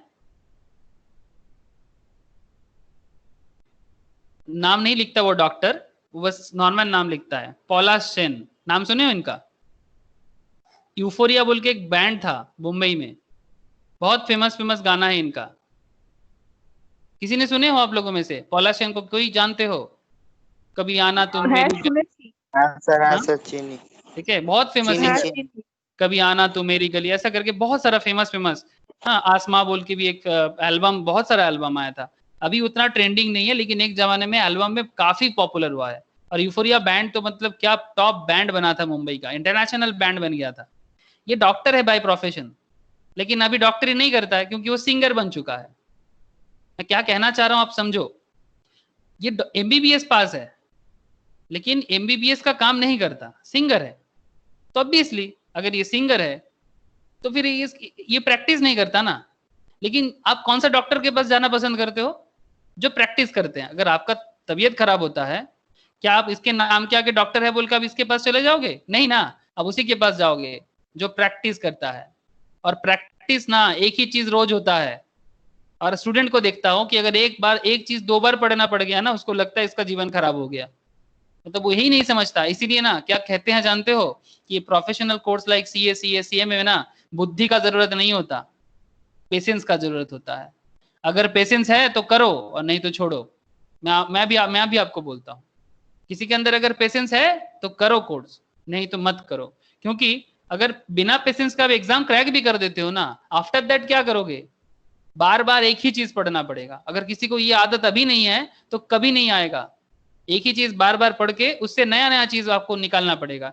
ऐसा नहीं कि एक ही चीज बार बार पढ़ोगे तो आपको बार बार एक ही चीज पढ़ना पड़ता है। जैसे डॉक्टर देखना, मेडिसिन का जो है ना, वो एक ही मेडिसिन अलग अलग लोगों पे अलग अलग टाइप में अप्लाई करता है। आप लोग ये चीज कभी ख्याल किए हो? कभी जो मेडिसिन फीवर के लिए दिया जाता है, कभी कभी वो मेडिसिन पेन के लिए भी दिया जाता है, कभी हेडेक के लिए भी दिया जाता है। क्यों? ये सब कैसे पता चला? विथ प्रैक्टिस पता चला, विथ प्रैक्टिस पता चला। तो ये सब ना समय के साथ पता चलता है कि कौन सा रोग में क्या क्या दवाई काम आता है। जैसे आप लोगों को रिसेंटली एक चीज पता चला है कि ये प्रैक्टिस कैसे पता चला, कि जब जब जब कोरोना एकदम मतलब स्टार्टिंग में आया था इंडिया में, कोविड, तो उस टाइम पे राजस्थान में फर्स्ट टाइम, राजस्थान में ये मलेरिया का दवाई का नाम बताओ, क्विनाइन कुछ ऐसा नाम है ना? Quinine, hydrochloroquine. हाँ, क्या क्या बोले? और एक बार हाइड्रोक्लोरोक्विनिन। हाँ, हाइड्रोक्लोरोक्विनिन। हाँ हाइड्रोक्लोरो, क्विनिन। हाँ क्लोरोक्विन। ये जो क्विनाइन या हाइड्रोक्लोरोक्विन जो दवाई है, ये तो ये बेसिकली किस चीज का है? मलेरिया का है ना?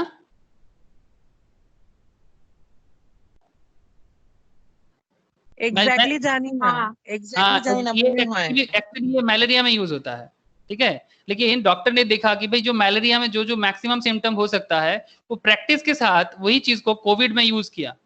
आप समझ रहे हो कि प्रैक्टिस क्या होता है? इसीलिए महात्मा गांधी बार बार बोलता था, practice makes a man perfect and practice makes the nation great. और प्रैक्टिस एक ही चीजों का बार बार किया जाता है ताकि उसी प्रैक्टिस से आप इनोवेशन ला सको। इसका मतलब ये नहीं कि अगर एक डेफिनेशन 4 बार रीड कर लिए तो आपने कुछ गलत कर लिया।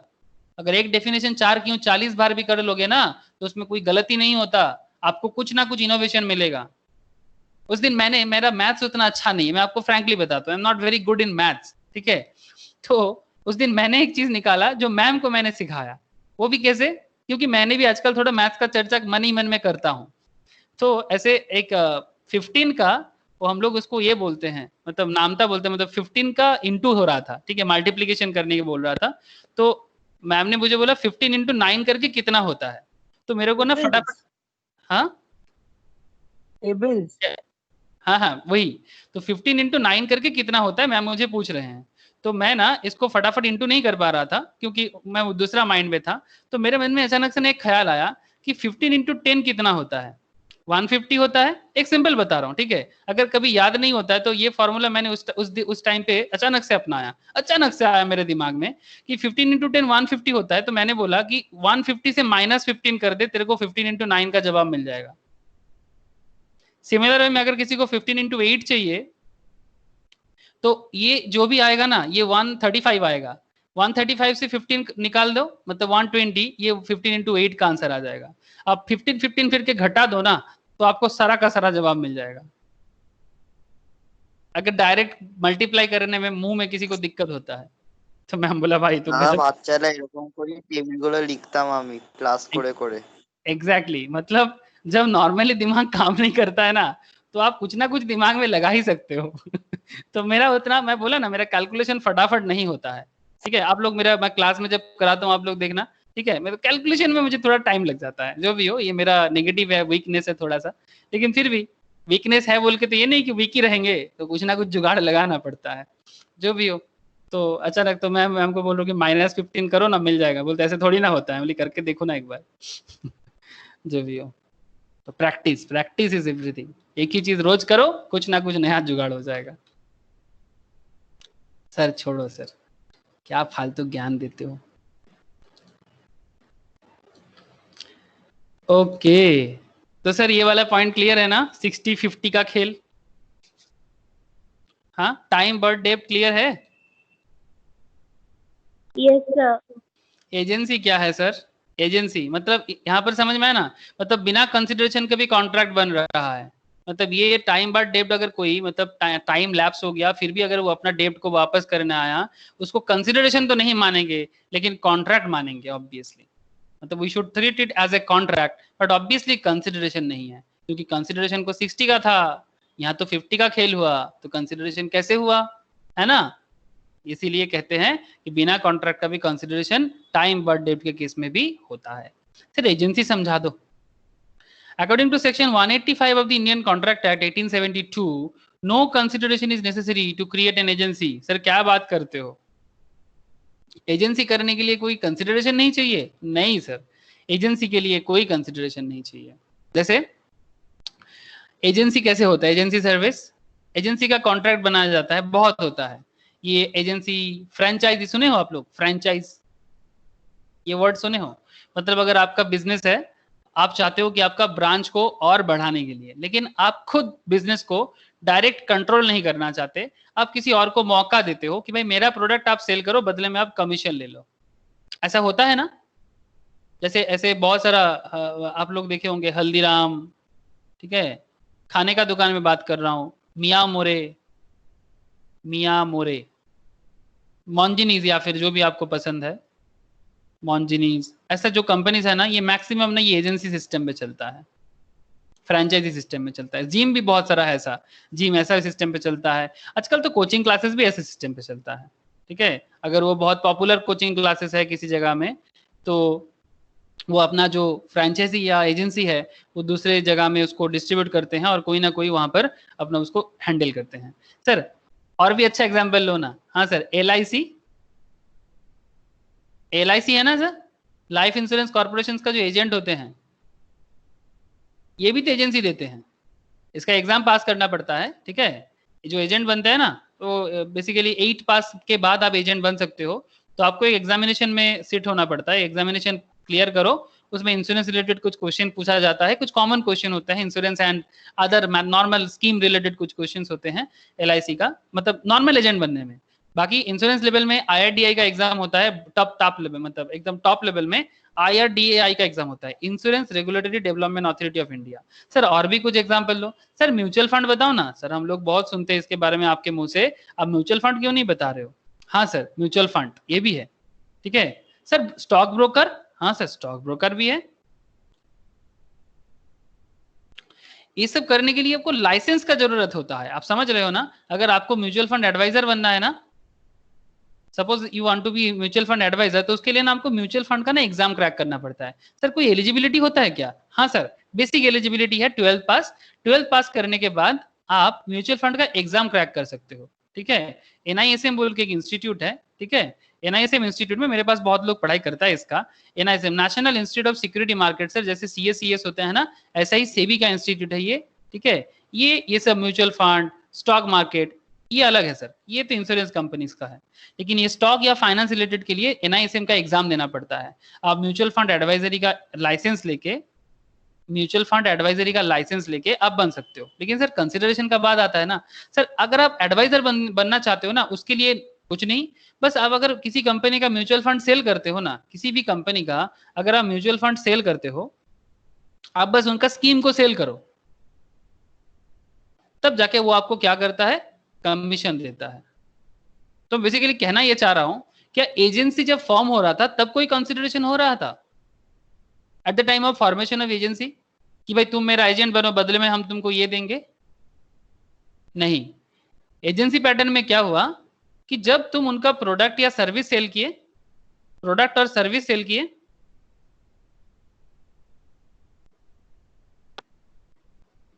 प्रोडक्ट सर्विस सेल करो, बदले में क्या लोगे? कमीशन ले लो भाई। एजेंसी है तुम्हारे पास क्योंकि you have a licence, agency का ना लाइसेंस होते हैं, और बदले में आप क्या ले लोगे? कमीशन ले लोगे। जब ये कमीशन का पैटर्न होगा ना, तब ये कंसिडरेशन में बन रहा है। लेकिन बेसिकली पॉइंट मैं ये कह रहा हूं कि एजेंसी फॉर्म करने में नो कंसिडरेशन। क्या ये पॉइंट आपको समझ में आ रहा है? जब हम एजेंसी फॉर्म कर रहे हैं तब कोई कंसिडरेशन था क्या? म्यूचुअल फंड कंपनी, सपोज एक म्यूचुअल फंड कंपनी का नाम लेते हैं, पराग पारिक, नाम नहीं सुने होंगे ना आप लोग, कोई जानते हैं सर। पराग पारिक एक बहुत ही फेमस म्यूचुअल फंड कंपनी है। सर HDFC म्यूचुअल फंड बताओ, नाम सुने हैं? चलो HDFC म्यूचुअल फंड। आप म्यूचुअल फंड कंपनीज का एग्जाम पास किए, म्यूचुअल फंड का NISM से एग्जाम क्रैक किए। मेरा 2-3 स्टूडेंट है सर ऐसा, जो लोग ऑलरेडी ये सब पास किए हैं, ठीक है। पास करके अभी एडवाइजरी का बिल्डअप कर रहे हैं, कोई अच्छा खासा कुछ जॉब भी कर रहे हैं। एक लड़का है जो तो आपका IDFC बैंक है ना, IDFC बैंक में अच्छा खासा मतलब एडवाइजरी लेवल में जॉब करते हैं, बहुत अच्छा डेवलप कर लिया सर 2-3 साल पहले, मतलब अच्छा खासा किया। वो भी म्यूचुअल फंड का ही क्रैक करके IDFC में जॉब करता है। तो बेसिकली मैं कहना ये चाहता हूँ कि आप मानो कि पराग पारिक का म्यूचुअल फंड सेल करना चाहते तो करो ना, लेकिन अब जब सेल करोगे ना, एजेंसी फॉर्मेशन के टाइम पे नो कॉन्ट्रैक्ट विथ योर मतलब पराग पारिक। लेकिन जब मतलब आपने इसका म्यूचुअल फंड को सेल कर दिया ना किसी पब्लिक को, जिसने आपके म्यूचुअल फंड में इन्वेस्टमेंट कर दिया, तो ऑटोमेटिकली क्या हो गया यहाँ पर, तब आपको कमीशन मिल गया। आपको समझ में आया सर? बताना please. Agency service, hello, agency formations में कंसिडरेशंस का जरूरत नहीं है, ये पॉइंट समझ में आया? मतलब नॉर्मली ना आंखों देखी समझ में नहीं आता है भाई, एजेंसी देने के लिए तो कंसिडरेशन तो होना ही पड़ेगा। नहीं, जब एजेंसी हो जाए तो एजेंट जब काम करेगा उसके बदले कमीशन जो होगा वो कंसिडरेशन होगा, लेकिन एजेंसी क्रिएट करने में नो कंसिडरेशन। समझ में आया सर? आगे बढ़ो। Completed gift, in case of a completed gift the rule no consideration no contract does not apply। मतलब अगर आप किसी को एक कंप्लीट गिफ्ट देते हो, ठीक है, मतलब जो गिफ्ट एकदम पूरा हो, ठीक है, आधा गिफ्ट नहीं। Explanation to subsection 1 to section 25 states nothing in this section shall affect the validity as between the donor and donee of any gift actually made, thus gift do not require any consideration। Sir वो तो समझ में आया कि gift में तो consideration बना नहीं है, ठीक है, लेकिन सर ये तो बताओ कि कंप्लीटेड गिफ्ट वाला वर्ड क्यों दिया? Why they use these words? क्या ये चीज आपको खटक नहीं रहा है कि गिफ्ट कम आधा गिफ्ट भी होता है क्या? क्या कोई मुझे हाफ गिफ्ट के बारे में बोल सकते हो? आधा गिफ्ट मतलब इनकम्प्लीट गिफ्ट, ऐसा हो सकता है? एनी वन ऑफ यू कोई बोल पाओगे कि आधा गिफ्ट कैसे हो सकता है?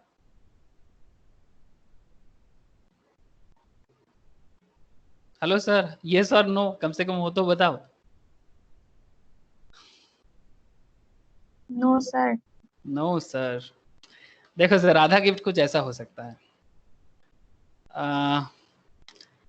एक फेमस एग्जांपल पहले मैं लेता हूं। ये हुआ था सचिन तेंदुलकर के साथ। सर आपके पास क्या क्या एग्जांपल, कहां कहां से किसको लाते हो? सचिन तेंदुलकर एक बार, तब वो न्यू न्यू था, मतलब उतना मतलब इतना पुराना नहीं हुआ था। 97 98 का बात कर रहा हूँ। एक फेमस सीरीज जीता था। सीरीज में वो मैन ऑफ द टूर्नामेंट हुआ था। मैन ऑफ द टूर्नामेंट बनने के बाद उनको ना फरारी मिला था, जानते हो? फरारी कार है ना इंडिया में, मतलब कहा भी जाता है इंडिया में पहला फरारी कार इंडिया का ही है, सचिन का ही है। इससे पहले इंडिया में किसी के पास फरारी कार नहीं था। उसके ऊपर एक मूवी भी है, आप देख सकते हो, फरारी की सवारी। देखे हो आप लोग? Yes sir. ये मूवी का नाम सुने हो, फरारी की सवारी? No sir. ओके सर, सुन देखना, सर्च करके देख लेना। तो ये फरारी कार का कॉन्सेप्ट है, सचिन को जब ये फरारी दिया जा रहा था, तो ये फरारी कार का इंडिया में जो इंपोर्ट ड्यूटी है, मतलब बेसिकली गिफ्ट मिल रहा है फॉरेन में, तो उसको इंडिया में लाना पड़ेगा ना। तो जब भी वो गिफ्ट इंडिया में लाना जा रहा है ना, तो उसका ड्यूटी जो है वो कार का जो प्राइस है, कार प्राइस से 100% ज्यादा है। मतलब एक तो फरारी कार, ठीक है, मानो कि मैं एग्जांपल ले रहा हूँ, 1 करोड़ का है मानो ऑन दैट टाइम, उसको लाने का खर्चा है 2 करोड़। आप समझ पा रहे हो? तो सचिन ने सिंपल बोला कि मुझे गिफ्ट नहीं चाहिए। तो फरारी कंपनी को खराब लगा, क्योंकि फरारी एक बहुत ही फेमस ब्रांड है ना, तो इंटरनेशनल ब्रांड। तो फरारी कंपनी ने सोचा कि ठीक है, ये जो इंपोर्ट ड्यूटी है ये भी हम ही लोग देंगे, ठीक है। तो जब वो लोग इंपोर्ट ड्यूटी दिया, तब जाके सचिन ने कार को लिया। मतलब पहला केस में क्या हुआ था, गिफ्ट इनकम मतलब गिफ्ट कंप्लीट नहीं हुआ था ना। इन द फर्स्ट सिनारियो, जब फरारी कार सचिन को मिला था, लेकिन उसका इंपोर्ट ड्यूटी 1 करोड़ का है, तो गिफ्ट कंप्लीट कहाँ हुआ? गिफ्ट इनकम्प्लीट नहीं हो गया?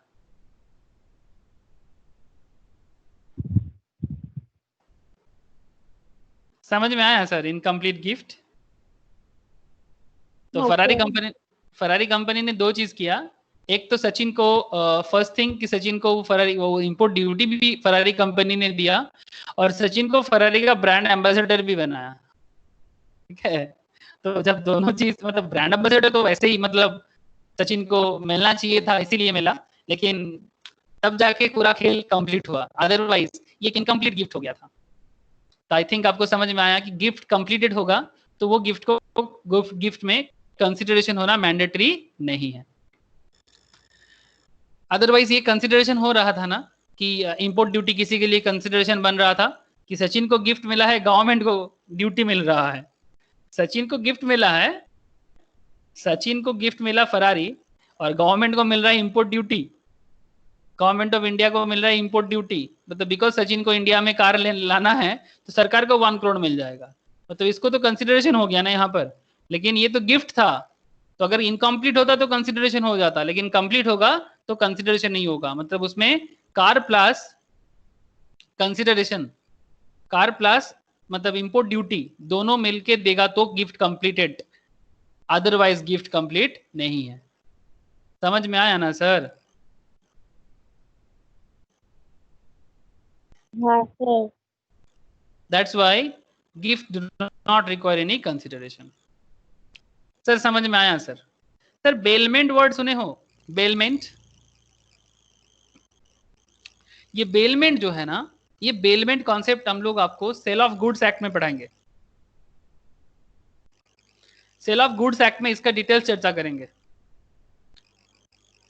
सेल ऑफ गुड्स एक्ट बहुत ही वाइटल है आप लोगों के लिए।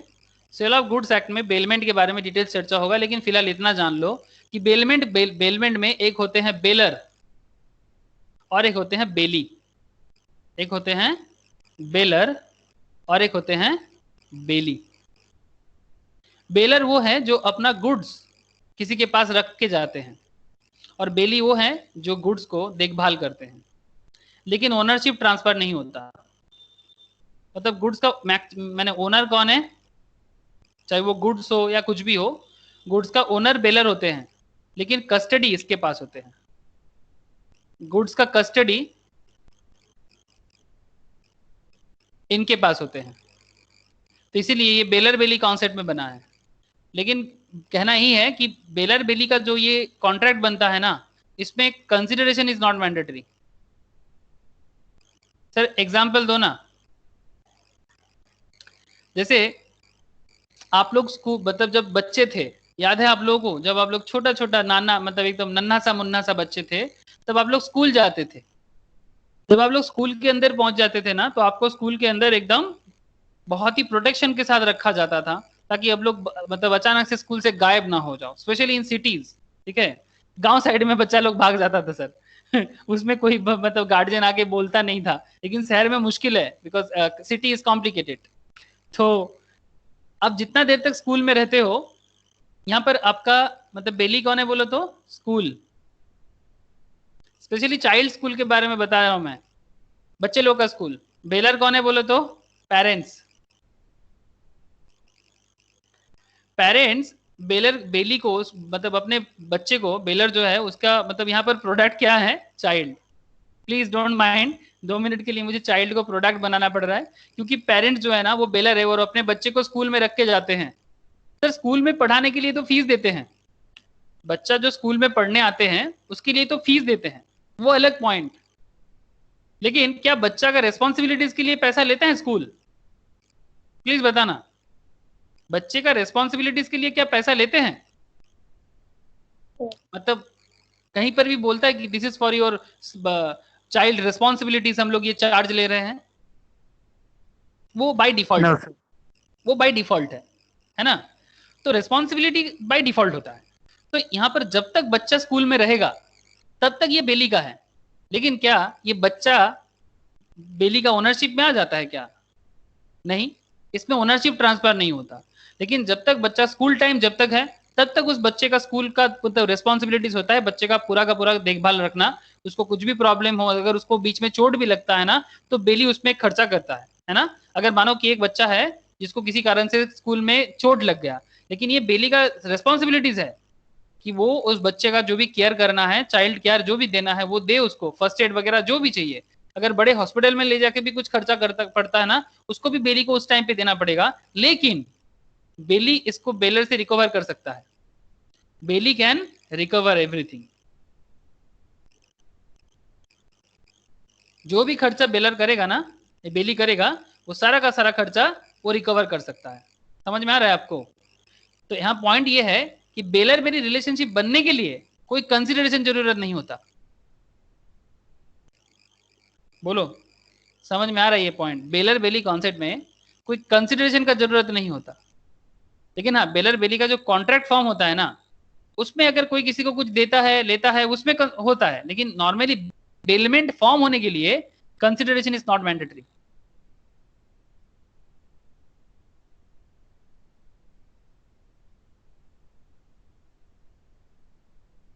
बोलो सर, समझ में आ रहा है या नहीं? हाँ सर।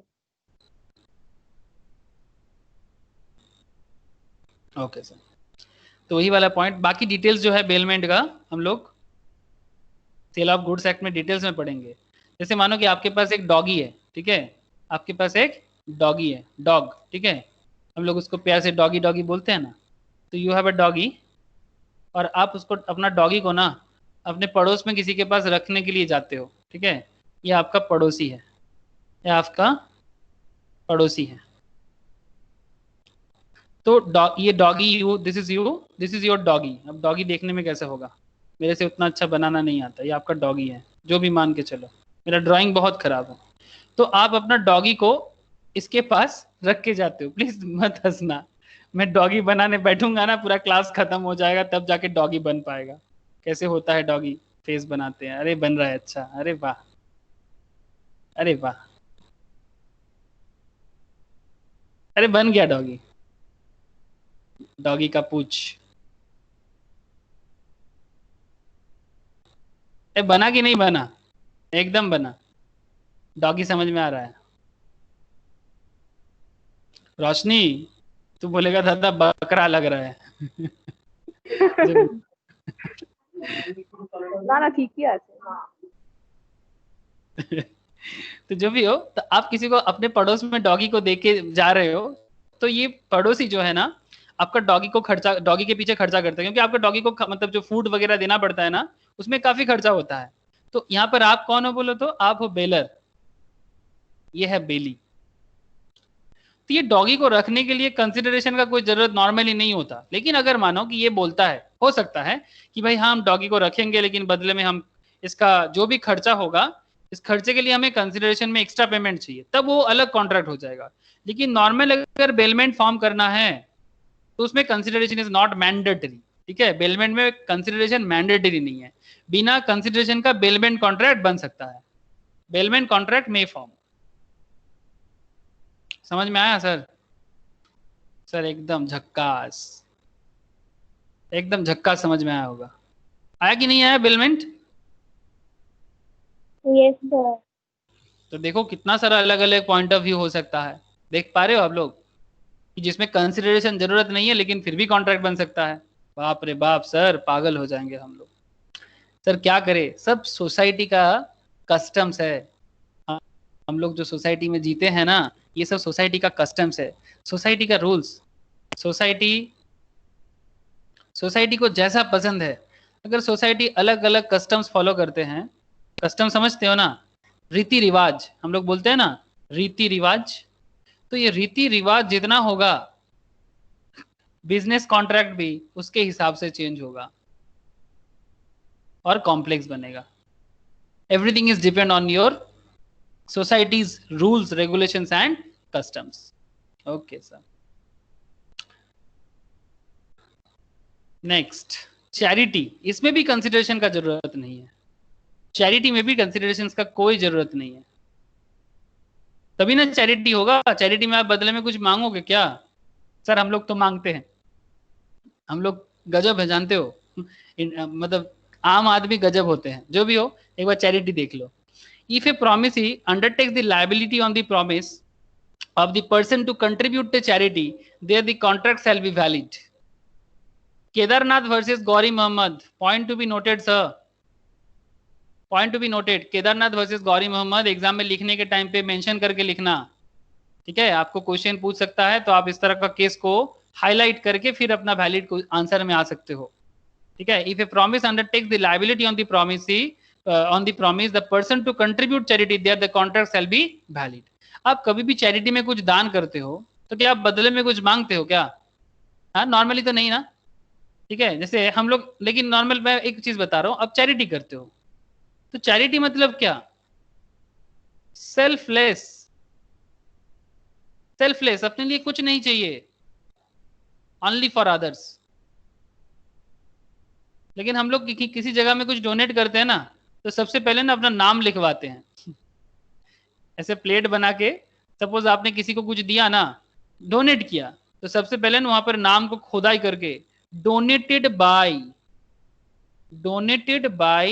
हाँ कर्टजी बाय ऐसा करके, है ना, कर्टजी बाय ऐसा करके आप खुदाई करते हो, तो उसमें आपका एक रेस्पेक्ट का आप कंसिडरेशन मांग रहे हो। जो भी हो, ये भी चैरिटी माना जाते हैं। लेकिन रियल चैरिटी जो होता है ना, वो बदले में कुछ नहीं मांगता, ना तो नाम मांगता है, मतलब ना तो गुडविल मांगते हैं, और ना ही बदले में भगवान से घूस मांगते हैं।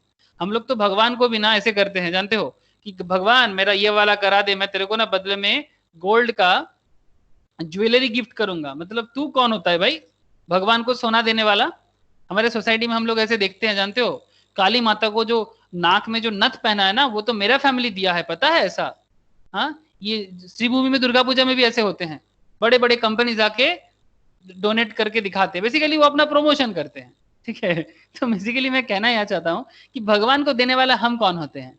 अगर वो गॉड है, अगर वो ही हमको सब कुछ दिया है, तो हम कौन होने वाले कि उनको कुछ दे के दिखाने वाले? जो भी हो, रॉन्ग परसेप्शन, एकदम फुल्ली रॉन्ग परसेप्शन। हम लोग को का हक नहीं है, ना तो भगवान को खाना खिलाने का हक है और ना ही प्यार से कर सकते हैं चैरिटी के वाइज। भगवान के नाम पे गरीबों का सेवा करना चाहिए, इंसानों का सेवा करना चाहिए। This is a normal charity, this is the meaning of the word charity. मैं आपको यहाँ पर स्पिरिचुअलिटी सिखाने के लिए नहीं हूँ sir, I just want to explain the meaning of charity. एक रॉन्ग परसेप्शन है चैरिटी का मतलब, इसीलिए मैं थोड़ा सा आपके साथ अपना फीलिंग शेयर किया। ये अपना अमृतसर स्वर्ण मंदिर में ऐसा होता है, जानते हो? अमृतसर स्वर्ण मंदिर पंजाब में है, आप लोग नाम सुने होंगे। यहाँ पर ना अमृतसर में डोनेशन, मतलब वहां पर जो भी सारा दिन में जो भी खर्चा होता है, मतलब जो भी लोग जाते हैं ना, लंगर बैठता है उधर। लंगर मतलब आप लोग जानते हो, मतलब सारा दिन में गरीबों के लिए खाना all time available, all time सबके लिए, मतलब जो भी विजिटर्स होगा ना सबके लिए खाना ऑलवेज अवेलेबल, मतलब जो भी वहां पर भगवान को देखने या जो भी करने जाएंगे दर्शनार्थी। लेकिन इसके जो डोनेशन मिलता है ना तो किसी का नाम पता है कि कौन है, कौन डोनेट कर रहा है, चावल का बोरा, आटा का बोरा, डोनेटर का नाम कहीं पता नहीं चलता, कहीं पता नहीं चलता। This is the customs of Amritsar temple, और सीरियसली बहुत रेस्पेक्टेबल कस्टम्स है, मुझे बहुत अच्छा लगता है। मैं वहां पर जाके भी देखा, और ऐसा भी मान्यता है बहुत ही बड़े बड़े बिग फैमिली से, रिच फैमिली से लोग आके ना, कि वो जो भी दर्शनार्थी है ना उनका जूता साफ करते हैं, वो भी विदाउट एनी कंसिडरेशन जूता साफ करते हैं।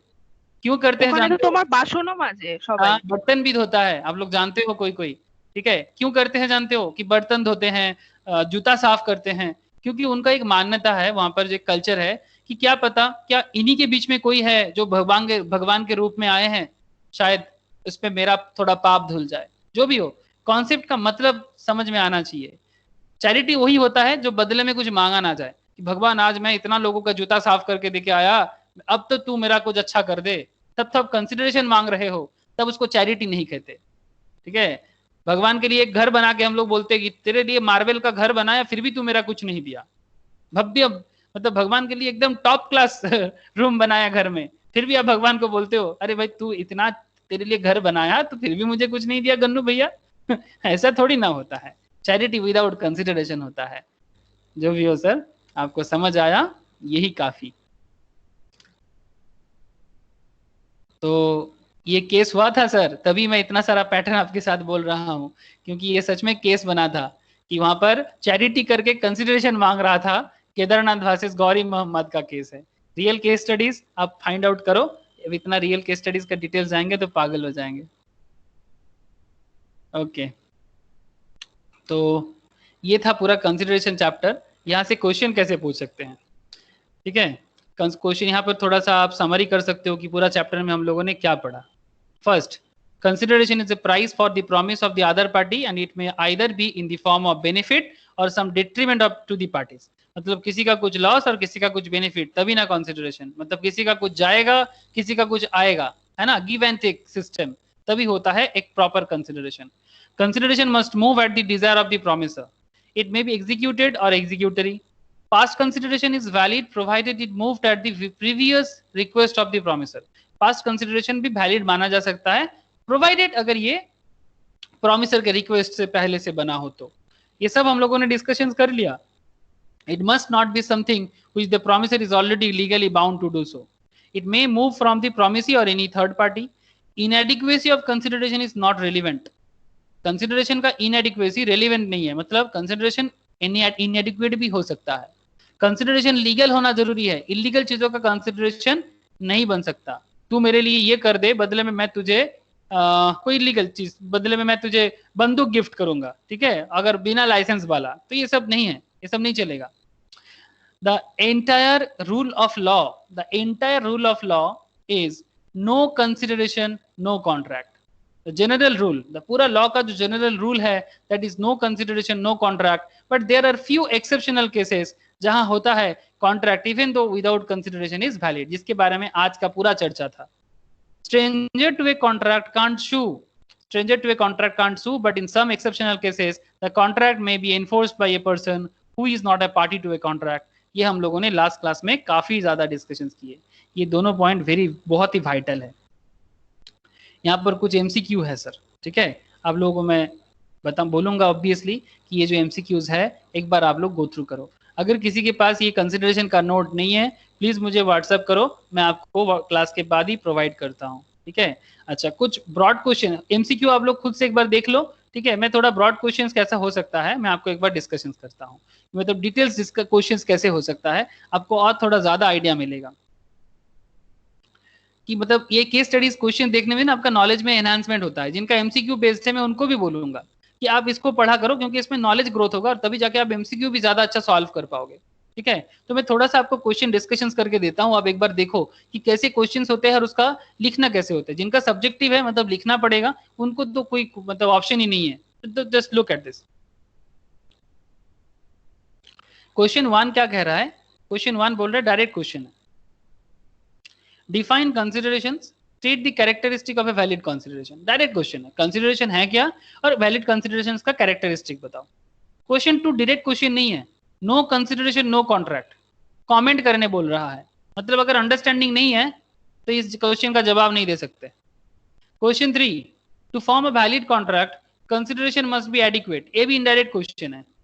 To form a valid contract consideration must be adequate, आपको कमेंट करने बोल रहा है क्या होना चाहिए।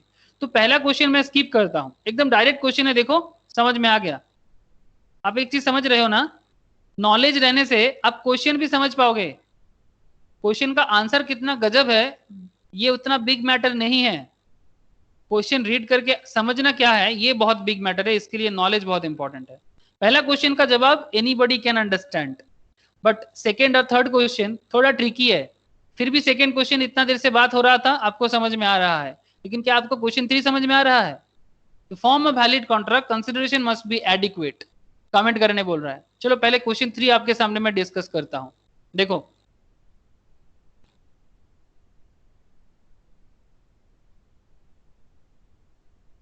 क्वेश्चन 3 क्या कहा आपको आपने देखा ना, to form a valid contract consideration must be adequate.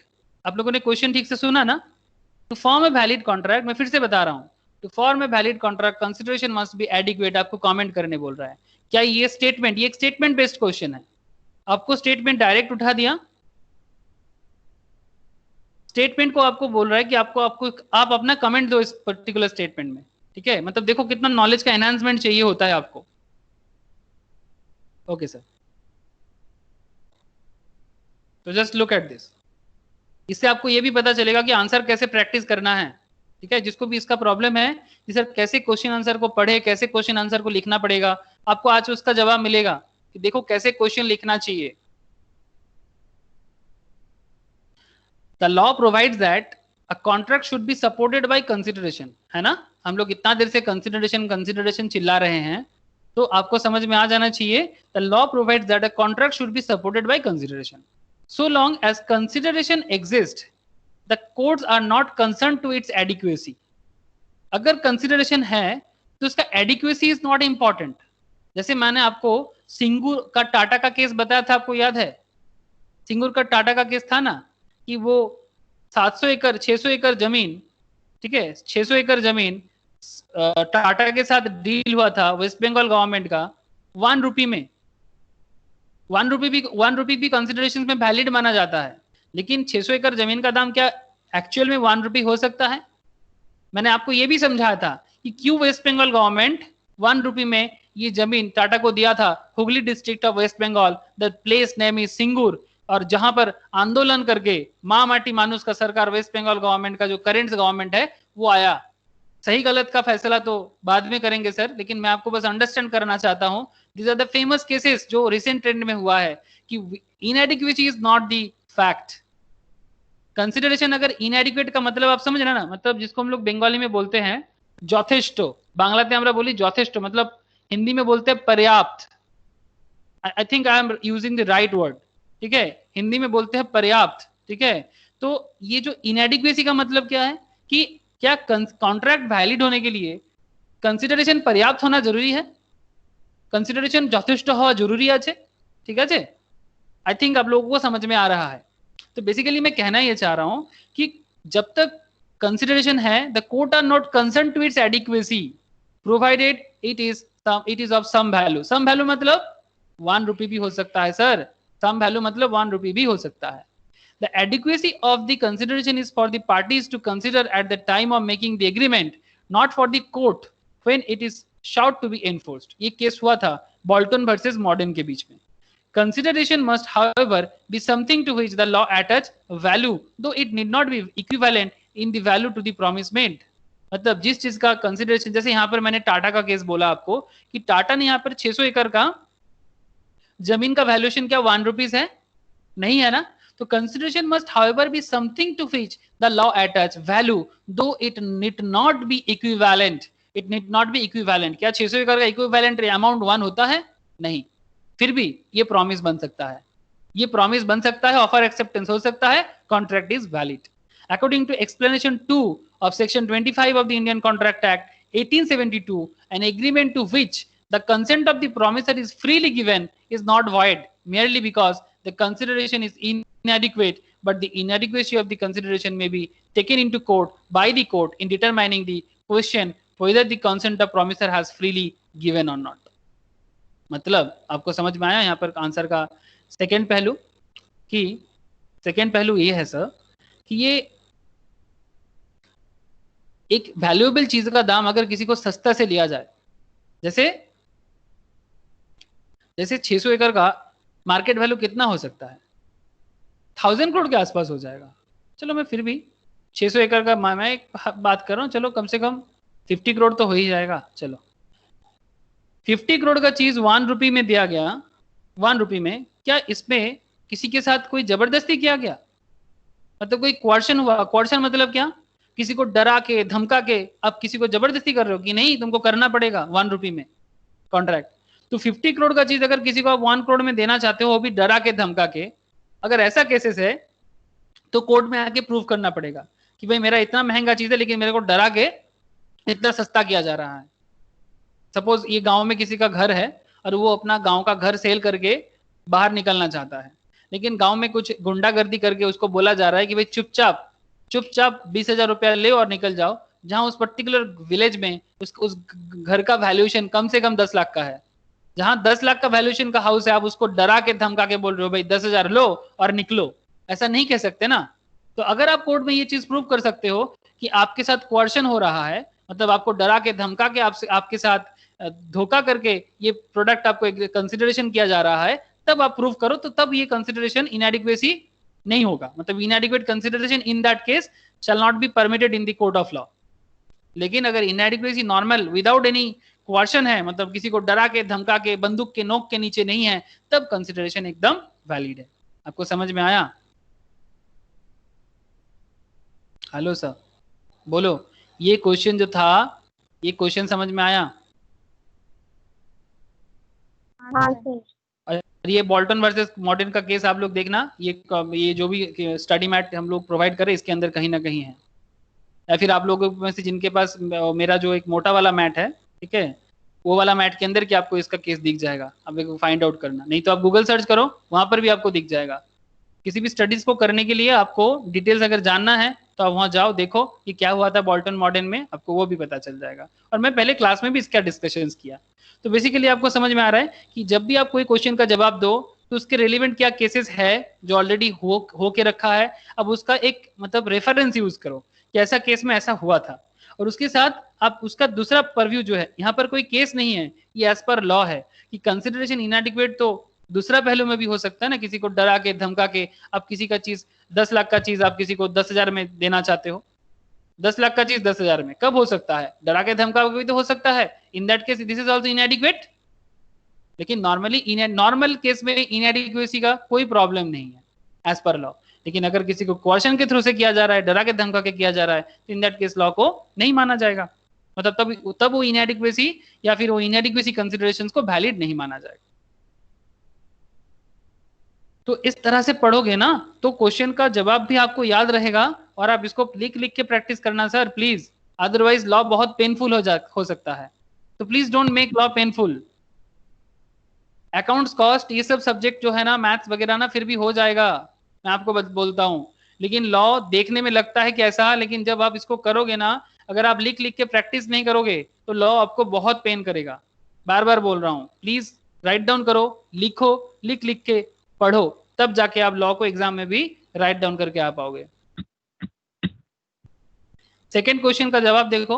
Second question जो था, नो कंसिडरेशन नो कॉन्ट्रैक्ट, इसमें तो आज का पूरा क्लास का चर्चा हो गया। आज पूरा क्लास में हम लोगों ने यही चर्चा किया कि नो कंसिडरेशन नो कॉन्ट्रैक्ट। कितना अच्छे से इसका आंसर हो सकता है।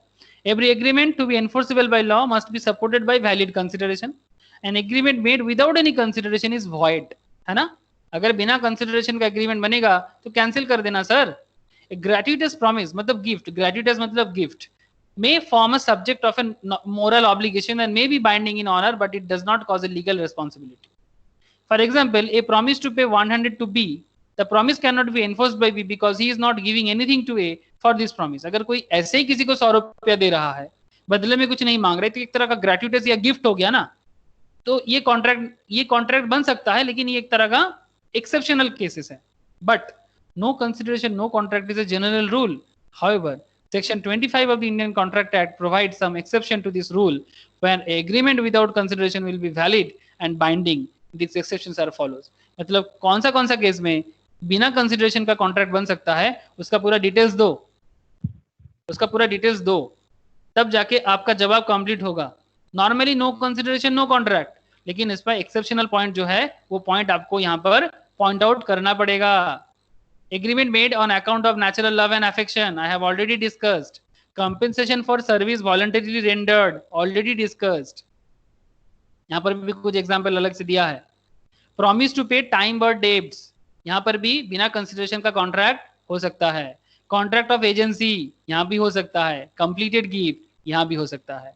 तो normally no contract no consideration no contract, but जो एक्सेप्शन सेक्शन 25 1 2 3 ने बताया, अब उसको अलग से राइट डाउन करो, तब जाके आपका आंसर कंप्लीट होता है। आपको समझ में आ रहा है?